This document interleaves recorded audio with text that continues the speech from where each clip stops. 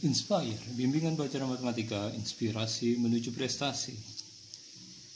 Kita coba akan bahas satu soal pada bab tentang penampang irisan, tetapi ini soal yang cukup istimewa ya, karena titik-titik yang terjadi atau yang diketahui tidak terletak pada satu bidang ya.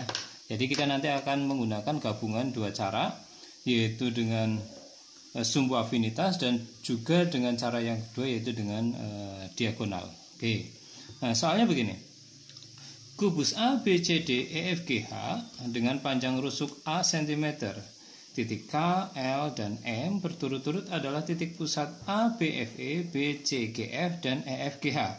Bidang alfa melalui titik K, L, dan M. Lukis irisan kubus dengan bidang alfa dan sebutkan nama bangun irisan itu, hitung juga luasnya. Oke, saya coba akan berikan nama pada kubus itu, pada titik-titiknya A, B, C, D, E, F, G, H. Nah, ini saya coba sudah menentukan titik pusatnya. Saya mengurangi garis-garis yang nantinya agak mengaburkan bagaimana kita menentukan penampangnya ya. Jadi ini adalah titik K yang merupakan pusat ABFE, ini titik L yang merupakan pusat dari BCGF, dan yang terakhir ini adalah M yang merupakan pusat dari sisi EFGH. Nah, kita bisa melihat bahwa K, L, M itu terletak pada bidang yang berbeda ya. Kita tidak bisa menghubungkan langsung K dengan M, L dengan L, K dengan L. Kita tidak bisa melakukan itu ya. Makanya kita coba menggunakan cara yang kedua dulu, yaitu dengan cara menentukan bidang diagonal atau bidang bantuan sebenarnya ya. Nah, bidang bantuan yang dimaksud adalah ini berada pada A, K itu pada ABFE ya. Kebetulan di gambar itu tampak pada HD tapi bukan ya.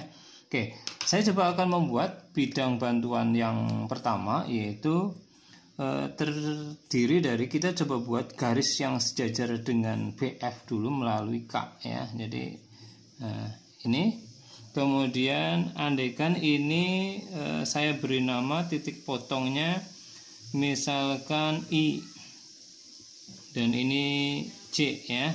Nah, I itu pastinya sudah terletak pada bidang yang sama dengan M, maka kita coba bisa buat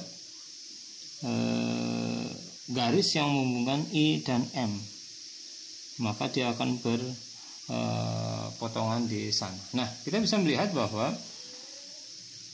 garis JI dan garis IM itu berpotongan, maka pasti akan terbentuk satu bidang ya. Nah, bidangnya adalah ini. Oke, ini bidang yang pertama ya.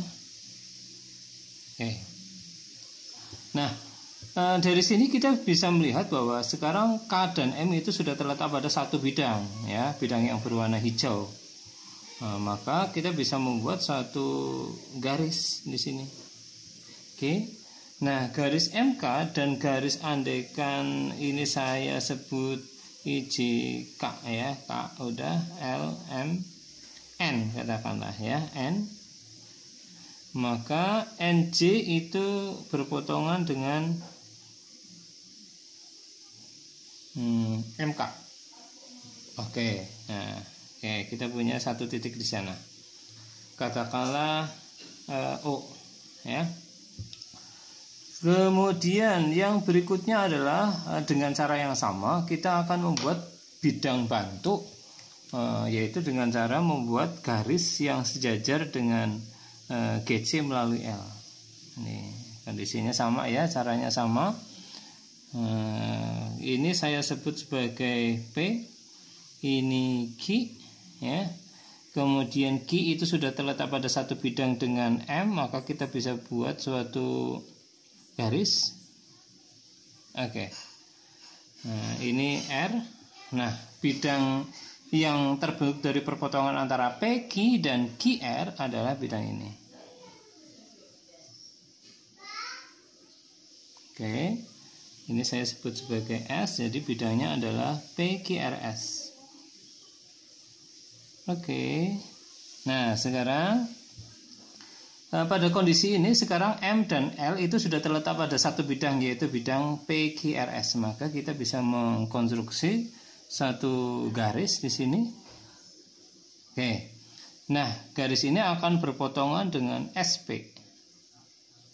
Nah, oke, katakanlah Buya punya titik potong, katakanlah titik potongnya adalah T.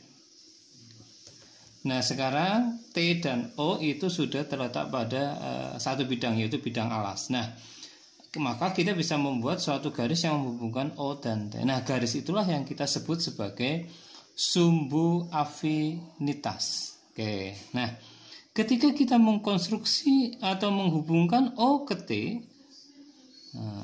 ternyata garis itu melalui titik B, ya. Oke. Jadi di sini kita sudah memastikan ada titik baru, sedemikian hingga titik itu terletak pada satu bidang dengan K, terletak pada satu bidang dengan L, ya. Maka di sini kita bisa mengkonstruksi B ke K, maka akan melalui E juga, B ke L, dia akan melalui G juga.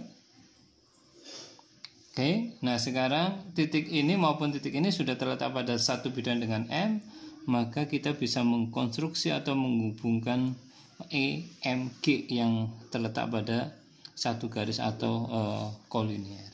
Nah, sampai di sini kita sudah bisa mengatakan bahwa penampang irisan dari kubus A, B, C, D, E, F, G, H yang melalui titik K, L, M atau yang kita sebut sebagai bidang alfa itu sudah terbentuk.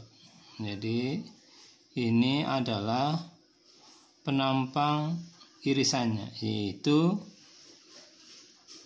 bidang B, G, E, ya, bidang B, G, E. Nah, saya arsir dulu biar penampang irisannya itu tampak jelas, ya.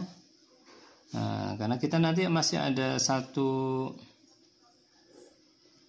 soal lagi yang belum terjawab, ya. Pada tahap ini kita baru bisa menentukan penampangnya, yaitu B, G, E. Nah, jadi poin A itu sudah terjawab, ya. Ini yang kita sebut bidang alfa. Nah sekarang kita coba akan menjawab poin yang B. Sebutkan nama bangun irisan itu. Nah sekarang kita bisa melihat bahwa yang jelas BGE adalah suatu segitiga, ya. Tetapi lihat segitiga BGE, ya. Nah, kita lihat BE itu sama dengan BG sama dengan EG, ya. Karena masing-masing itu adalah diagonal sisi dari persegi, ya. Maka kita bisa mengatakan bahwa segitiga BGE itu adalah segitiga sama sisi. Oke, ini sudah terjawab. Nah sekarang kita diminta untuk menghitung luasnya, ya. Nah sekarang kalau kita mau menghitung luasnya, maka kita perlu menentukan alas dan tingginya, ya. Nah kita menentukan alasnya misalkan EG. EG karena panjang sisinya atau rusuknya AB itu sama dengan A, maka EG itu sama dengan A akar 2, gitu, ya. Nah, yang berikutnya adalah BG. BG kita bisa menentukan misalkan ini adalah titik O, sudah ada belum? O sudah. Katakanlah ini titik T, ya. Oke. ET itu sama dengan setengah A akar 2. Maka dengan konsep keistimewaan pada segitiga siku-siku dengan salah satu sudutnya 30 derajat, maka kita bisa menentukan panjang TB-nya, ya. TB-nya itu sama dengan setengah A akar 2 akar 3 atau sama dengan setengah A akar 6. Oke, maka dari sini kita sudah bisa menentukan bahwa luas penampangnya atau luas BGE itu sama dengan setengah dikalikan A akar 2 dikalikan dengan setengah A akar 6 atau sama dengan 1/4 A kuadrat akar 12 atau sama dengan setengah A kuadrat akar 3. Jadi ini sudah semuanya terjawab. Penampangnya adalah BGE, bentuknya adalah segitiga sama sisi, luasnya adalah setengah A kuadrat akar 3. Terima kasih, sampai ketemu pada pembahasan soal-soal yang berikutnya berkaitan dengan penampang irisan.